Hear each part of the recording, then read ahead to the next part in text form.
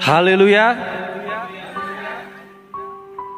Pertama-tama kami mengucapkan terima kasih kepada Ibu Gembala, Bapak Wakil Gembala juga yang telah memberikan kesempatan bagi kami ya untuk boleh berbagi kesaksian ya tentang firman Tuhan pada sore hari ini. Dan sebelumnya saya memperkenalkan diri, mungkin belum ada yang pernah ketemu sama saya kayaknya. Nama saya Monvi Ade Chandra, saya aslinya Temanggung, saya seorang anggota TNI AD. Saat ini saya diberikan kesempatan untuk menjadi Komandan Batalion 725 Worowagi di Buru-Buru ya. Itu salah satu berkat yang luar biasa bagi saya dan keluarga. Terima kasih. Kemudian sore hari ini tidak perlu berpanjang lebar, saya akan masuk ya dalam kesaksian firman yang akan saya bawakan hari ini. Kita akan sama-sama buka dalam Lukas 19 ya. Lukas 19 ayat yang pertama sampai dengan yang ke-10 ya. Saya akan bacakan ayat ganjil, Bapak Ibu membacakan ayat genap sampai dengan selesai.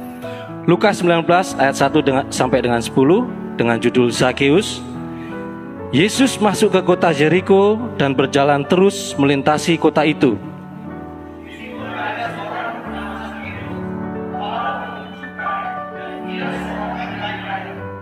Ia berusaha untuk melihat orang apakah Yesus itu, tetapi ia tidak berhasil karena orang banyak, sebab badannya pendek.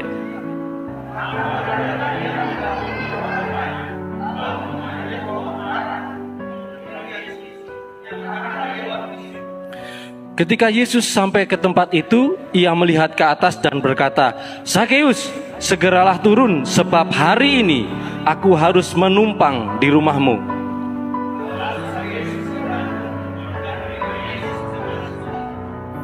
Tetapi semua orang yang melihat hal itu bersungut-sungut, katanya, "Ia menumpang di rumah orang berdosa."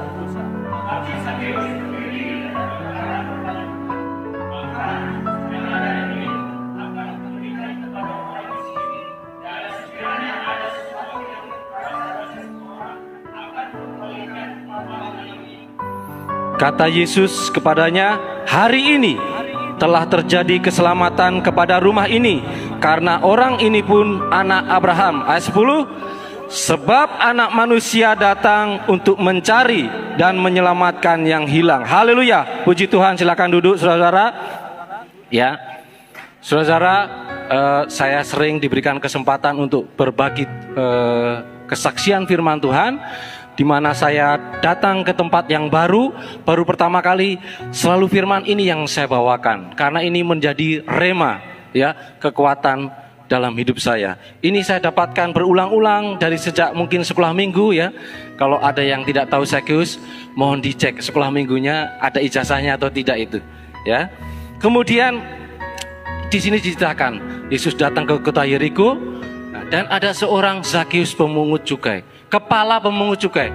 Zaman itu pemungut cukai itu pekerjaan yang sangat hina ya. Bahkan dikatakan pada waktu itu seorang pengkhianat, karena waktu itu Israel sedang dijajah oleh bangsa Roma ya, karena dia mengumpulkan pajak dan sebagainya untuk bangsa lain ya. Itulah gambaran kita ya. Kadang kita semua ya, di dunia itu tidak ada yang sempurna. Tentunya kita adalah orang-orang yang berdosa. Tetapi Zakheus yang katanya orang berdosa itu, badannya pendek, penuh dengan kekurangan, dia memberikan contoh yang luar biasa yang akan saya sampaikan pada hari ini. Saudara-saudara, dia punya kerinduan untuk melihat seorang Yesus itu ya. Makanya dia, walaupun dengan keterbatasannya, dikatakan di sini, yang pertama dia ada niat ya, yang kedua ayat keempat, maka berlarilah dia ya. Saudara-saudara, orang-orang yang luar biasa selalu memberikan yang lebih dalam usahanya. Ketika Anda cuma berjalan ya, itu beda dengan berlari, karena dia akan membutuhkan tenaga yang lebih. Sama dengan ketika kita mencari Tuhan Yesus. Kalau Anda cuma biasa-biasa saja, maka hal-hal biasa saja yang akan Anda terima ya. Contohnya Zakheus ya, dia berlari. Ya. Kemudian dia mendapati sebuah pohon ara. Dan dia naik ke pohon ara. Ini masalah sepele sebenarnya, saudara-saudara. Ya. Seorang kepala pemungut cukai, kalau di Kendari berarti seorang kepala perpajakan mungkin ya. Ya. Seorang pejabat, dia berani mempermalukan dirinya hanya untuk melihat Yesus. Ya, ibu-ibu atau nona-nona di sini, kalau ada cowok yang dengan melihat cowok yang sangat berusaha untuk hanya melihat ibu atau nona-nona, pasti dia berarti dia benar-benar ini. Dan itulah yang dilakukan seorang Zakheus, kepala pemungut cukai yang jabatannya cukup tinggi, yang harusnya disegani, harusnya dihormati. Dia tidak segan-segan, kasarnya mempermalukan diri hanya untuk melihat Yesus. Ya, di sini dikatakan berarti Zakheus dengan segala kekurangannya, dia memiliki kerendahan hati. Ya, dia memiliki kerendahan hati, dia memiliki, yaitu tadi, bahkan mempermalukan diri hanya untuk melihat Yesus. Padahal sangat mungkin waktu itu Zakheus untuk menyerah. Pak, saya pendek, saya tidak disukai orang, buat apa saya berbuat? Ya, tetapi tidak. Contoh hari ini dikatakan ya, Zakheus tidak memperdulikan itu. Ya, dia berusaha lebih dari orang lain. Ya, kalau dalam filmnya ya, mungkin pernah lihat kan film Tuhan Yesus, Zakheus itu ditertawakan. Wih, kenapa kamu naik-naik pohon? Ya, seperti itu. Kita maju lagi, ya. Dia meninggalkan kewibawaannya sebagai seorang pejabat, ya. Dia meninggalkan kehormatan dunia. Dia datang dengan tulus, fokus hanya kepada Tuhan Yesus. Inilah yang dikatakan kerendahan hati. Di dalam Yakobus 4 ayat 6 dan 10 dikatakan, rendahkanlah dirimu, ya, karena Tuhan akan meninggikan orang-orang yang merendahkan diri. Saudara-saudara, apakah kita pernah berpikir kenapa ada pohon ara di pinggir jalan itu? Sebenarnya pohon ara itu adalah fasilitas sehingga Daud bisa memanjat dan melihat Yesus. Kalau dikatakan di zaman sekarang berarti itu peluang. Peluang ketika kita ingin mendekat, kita ingin melayani Tuhan, kita ingin berbuat lebih untuk Tuhan. Ya. Kalau kita sadari dalam hidup-hidup sekarang ini, sebenarnya peluang itu selalu ada. Tapi kadang kita tidak bisa melihat karena kita tidak peka. Kita tidak tahu maunya Tuhan. Ya. Banyak peluang yang mungkin mohon maaf Bapak Gembala, ayo siapa yang akan melayani Tuhan, melayani altar, melayani macam-macam, bahkan berdoa itu juga sebuah pelayanan, ya. Tetapi kita tidak melihat itu. Bapak, saya sibuk, ya. Bapak, mohon maaf, mungkin di sini tidak ada ya. Bapak, maaf, saya ini jabatannya tinggi sekali. Kalau saya melayani itu saya malu, ya. Makanya ini kenapa saya menjadi rema dalam kehidupan saya ini. Seorang Zakheus yang dianggap tidak baik itu memberikan contoh yang luar biasa dalam iman kepada Tuhan Yesus. Ya, peluang ini sebenarnya ada di hidup Bapak dan Ibu sekalian. Introspeksi diri, ya, pelajari, berdoa, membaca Alkitab, maka akan menemukan, oh ini peluangnya sebenarnya agar saya lebih dekat kepada Tuhan. Ya, kita maju lagi. Tuhan adalah pribadi yang sangat menghargai hati manusia, apalagi yang tulus, yang penuh kasih, yang mau merendahkan diri dan sebagainya. Makanya pada ayat 5 dikatakan ketika Yesus sampai di tempat itu, ia melihat ke atas dan berkata, "Zakeus, segera turun, sebab hari ini aku harus menumpang di rumahmu."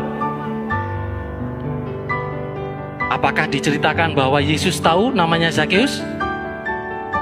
Ataukah mereka sebelumnya sudah saling kenal? Tidak, saudara-saudara. Ya. Ketika kita berani melakukan langkah-langkah luar biasa untuk Tuhan, maka Tuhan akan memfokuskan, memalingkan wajahnya kepada kita semua. Sekian banyak ditulis berjubel orang. Kenapa yang disapa Zakeus? Ya karena aneh kan, ngapain dia naik pohon? Ya kan? Tuhan menghargai apapun yang kita lakukan, walaupun itu kecil, walaupun itu mungkin tidak dilihat oleh orang lain. Mungkin orang lain menyepelekan, kamu ini apa? Kamu tidak bisa apa-apa. Atau mungkin, kamu cuma membantu cuma sedikit saja. Tetapi kita tulus, kita fokus kepada Tuhan, Tuhan akan menghargai itu dan memberikan juga yang luar biasa kepada kita. Ya, Tuhan mau menumpang di rumah seorang yang berdosa. Ketika kita berhasil membuat sesuatu yang luar biasa, ya, yang membuat Tuhan memalingkan wajahnya kepada kita, maka Tuhan mau tinggal di dalam kita, dalam hidup kita. Siapa yang tinggal di dalam Tuhan dan Tuhan tinggal di dalam kita, apa dikatakan? Apapun yang kamu kehendaki akan dipenuhi, dilengkapi, luar biasa. Saudara-saudara, inilah gambaran, ya. Mari kita buat sesuatu langkah yang luar biasa, yang bukan yang biasa-biasa. Karena kalau yang biasa-biasa, Anda akan menjadi yang biasa. Ketika Anda melakukan hal yang luar biasa, Anda akan lebih dari pemenang. Ya. Kemudian ayat yang ke-7. Ulangi, kita kembali. Apakah Zakeus pernah berpikir bahwa seorang Yesus akan mampir di rumahnya? Tentu tidak. Nah, ketika kita mau melayani Tuhan, Tuhan sediakan apa yang tak pernah dilihat oleh mata, apa yang tidak didengar oleh telinga, apa yang tidak pernah ditaruh di dalam hati, itu Tuhan sediakan, ya kan? Ada di 1 Korintus 2 ayat 9. Ada lagunya kan ya, teman-teman ya? Apa yang tak pernah, seperti itu. Itu seorang Yesus mau mampir, menumpang di rumah Zakeus. Sama sekali pasti tidak dipikirkan oleh dia. Kita maju lagi. Hati-hati, saudara-saudara. Ya, ayat yang ke-7. Tetapi semua orang yang melihat hal itu bersungut-sungut. Katanya, ia menumpang di rumah orang berdosa. Saudara-saudara, ketika kita mau bertobat, ketika kita mau menaikkan level kita kepada Tuhan, pasti akan ada tantangan dan rintangan yang baru. Bahkan mungkin itu terjadi dari orang-orang yang terdekat oleh kita. Mungkin tadi ada yang berangkat ke gereja, sudah rapi-rapi, wangi, ya kan, baru berangkat. Ada teman di kampung atau di lorongnya bilang, "Wih, mau kemana? Mau ke gereja toh?" Nah, rajin situ ya kan? Kalau orang Manado kan gitu kan, rajin situ hal walaupun kecil itu bisa menurunkan mental kita, iman kita. Malu saya dan sebagainya. Ada juga mungkin suami istri, mungkin istrinya sudah mau melayani. Pak, besok saya akan melayani singer, song leader, ya kan? Kamu nggak bisa, suaramu aja nggak jelas gitu kok, ya kan? Kadang itu terjadi dan memang Tuhan perbolehkan terjadi agar kita lebih kuat, agar kita lebih tulus, agar kita lebih fokus, agar kita lebih luar biasa. Tetapi ya, Zakeus yang boleh dijatuhkan orang seperti itu, apa yang dia lakukan? Dia lakukan langkah yang kedua yang sangat luar biasa, ya. Tetapi Zakeus berdiri dan berkata kepada Tuhan, "Tuhan, setengah dari milikku akan kuberikan kepada orang miskin, dan sekiranya ada sesuatu yang kuperas dari seseorang akan kukembalikan 4 kali lipat. Bisa-bisa Yageus langsung jatuh miskin ya, walaupun dikatakan tadi di ayat pertama dia seorang yang kaya. Ini agak melebar sedikit, saudara, dicontohkan oleh Zakeus. Apa yang kita miliki dan itu berkat Tuhan, talenta, kekayaan, dan sebagainya. Apabila kita berani gunakan itu untuk pelayanan kepada Tuhan, ya, Tuhan akan berikan yang lebih luar biasa. Ya. Saya mohon maaf, misalkan kita, kalau di GBDI kan ada perpuluhan ya Pak ya, perpuluhan. Ketika kita dikasih 100.000, ini hitung-hitungan manusia ya, mohon maaf. Berarti kita harus berani 10.000. Oke, 10.000 gampang. 1 juta, 100.000. Waduh, agak sedikit nih. Bagaimana kalau 10 juta? Waduh, 1 juta nih. Yang benar Tuhan, boleh gak turun diskon lah? Ya, kalau Bapak Ibu tidak berani kasih itu 1 juta, kapan Bapak Ibu mau dikasih 1 miliar? Iya kan? Ya. Tetapi berkat Tuhan tidak hanya uang ya, banyak. Ada kesehatan, ada wah luar biasa dan sebagainya. Ya.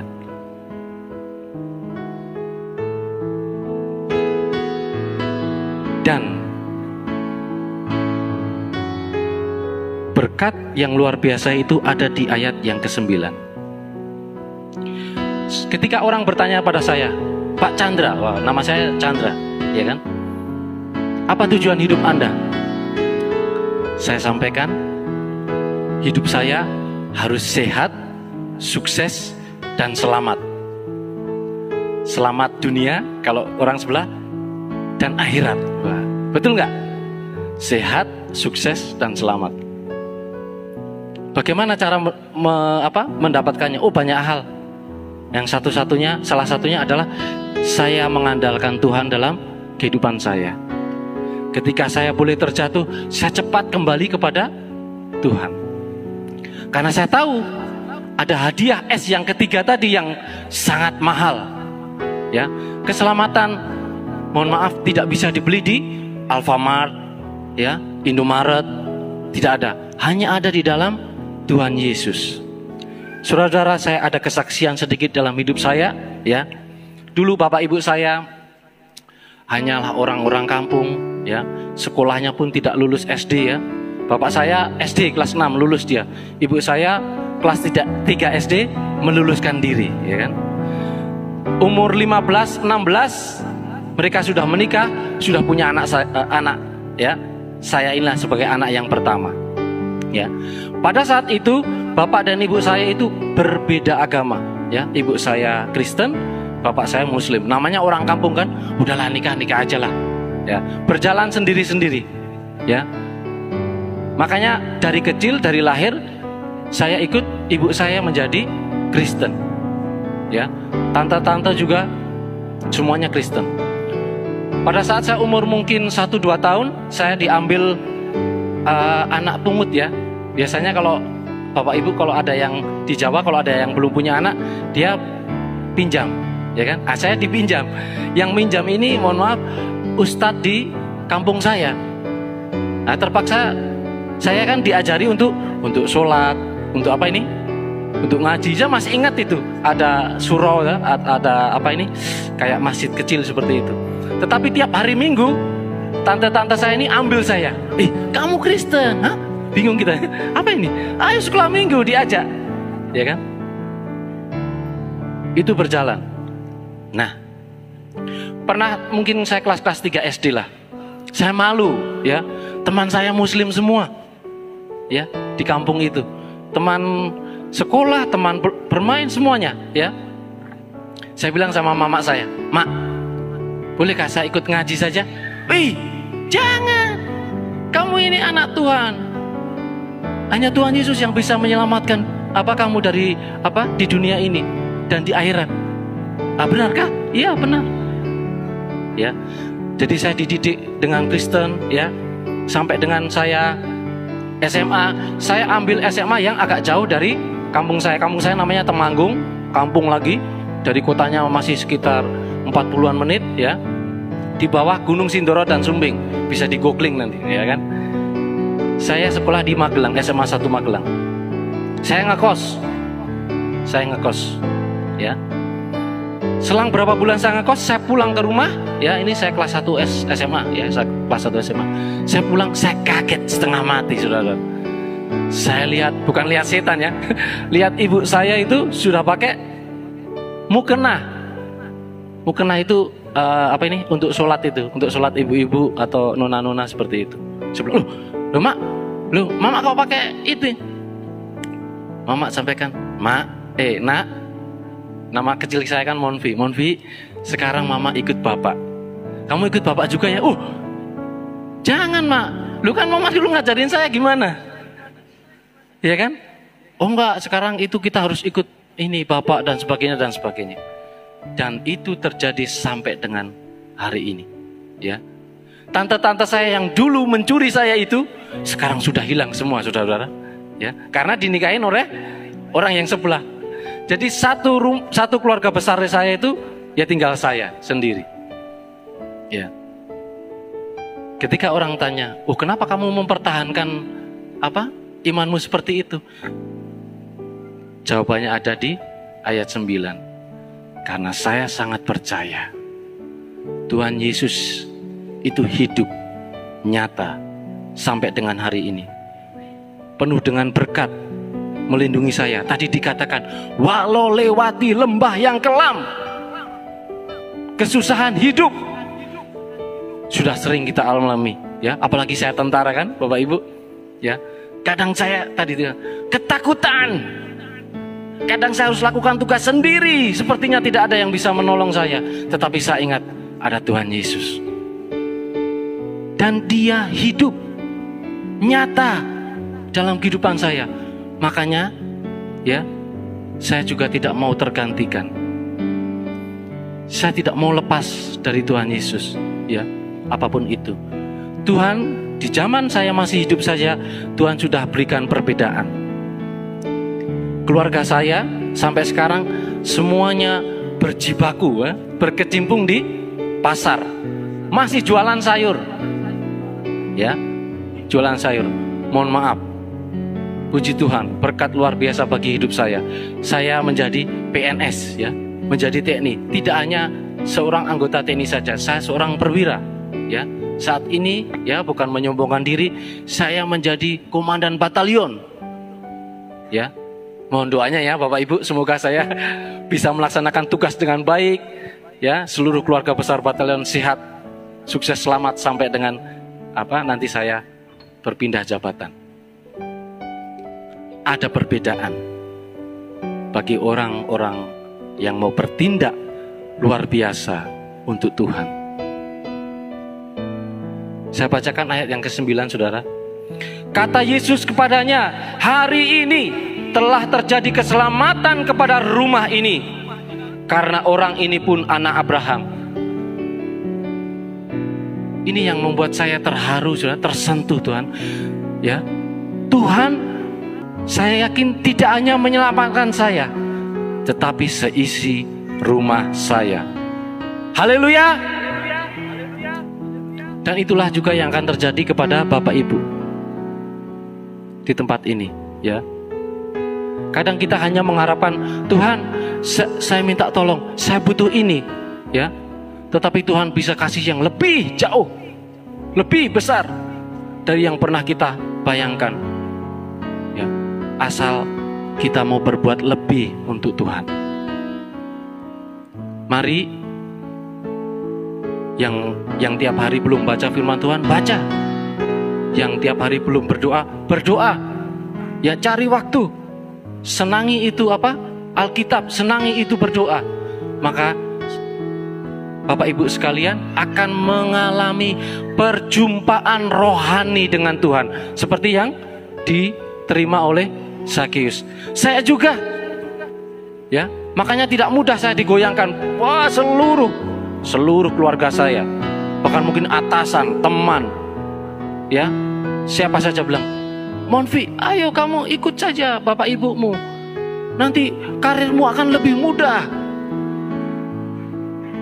Tapi tidak, saudara-saudara, saya tetap bertahan karena saya percaya bahwa Tuhan juga akan selamatkan saya dan juga keluarga saya. Saudara-saudara, saya tidak tahu posisi Anda sekarang. Yang tahu adalah diri Anda sendiri. Apakah Anda sudah di depan? Ataukah Anda masih di belakang? Dan sebagainya, saya tidak tahu. Apakah Anda masih berjalan? Atau Anda masih tidur-tiduran? Atau Anda sudah berlari mencari Tuhan, menyenangkan hati Tuhan? Saya tidak tahu.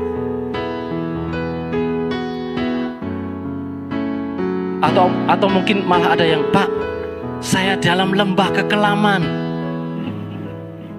saya sedang berdosa, saya sebenarnya tidak layak untuk datang kepada Tuhan.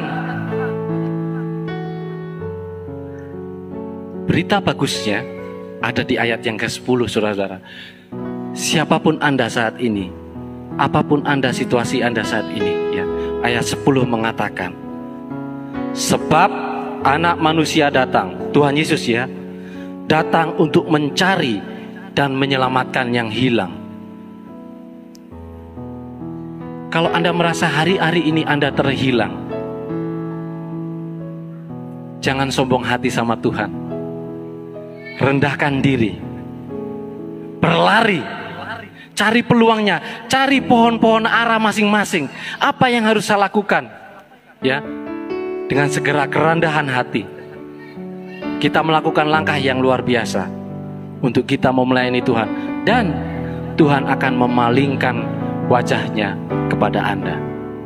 Dan berkat-berkat yang luar biasa yang tidak pernah Anda pikirkan, tidak pernah Anda bayangkan akan Tuhan sediakan. Buktikan, saudara, buktikan. Lukas 19 ayat 1 sampai 10 ini, Tuhan, saya mau buktikan apakah benar ketika saya benar-benar mencari Tuhan, menyenangkan hati Tuhan, melayani Tuhan, apakah benar Kau memberkati saya dengan luar biasa. Buktikan. Ya. Sekali lagi seperti ini, saya makanya dikuatkan ini oleh ayat ini, cari dan selamatkan yang hilang. Ya. Terima kasih saudara-saudara. Demikianlah kesaksian firman yang bisa saya bawakan. Saya mohon maaf tidak bisa selesai sampai dengan ibadah selesai karena ada tugas yang harus saya lakukan. Ya, saya kembalikan kepada WL.